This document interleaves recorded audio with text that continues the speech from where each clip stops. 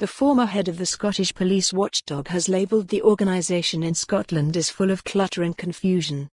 Susan Deacon quit as chair of the SPA in December, raising concerns the organisation's oversight of Police Scotland was fundamentally flawed.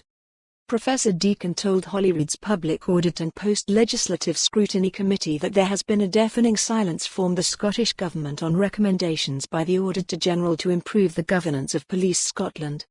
Alex Neil, who sits on the committee, suggested that there could be an examination into whether the SPA is required to operate, with the organisation supposed to act as a buffer between the Scottish Government and Police Scotland.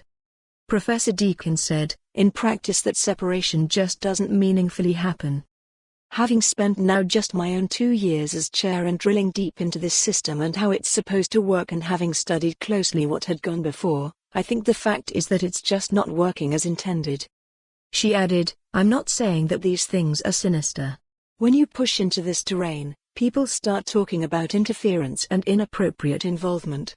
I'm just saying there's a system that's developed that is just full of clutter and confusion and government involvement and lots of direction actions between the minister and the chief constable. I think it's entirely appropriate that ministers should get direct briefings from the chief constable on significant operational issues or events. What happens in practice, if you take for example, a lot of the interactions around financial issues is that there's a multiplicity of conversations variously involving the minister, civil servants with senior police officers, with finance. What happens is there is just a muddying of the waters throughout and I just don't think that's right. The interim chair of the SPA, David Crichton, was grilled by the committee over why a workforce plan still hasn't been drawn up. Mr. Crichton admitted that it was unacceptable that no plan had been set up yet and that he hoped it would be in place by November.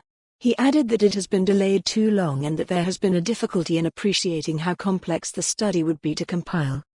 Police Scotland has now taken help from the NHS to draw up the document. The Auditor General's examination of Police Scotland for 2018-19 found that there remains an urgent need to prepare detailed workforce plans and stated that a review of the demand and skill mix of the workforce needs to take place. For more on this story, visit the news article link.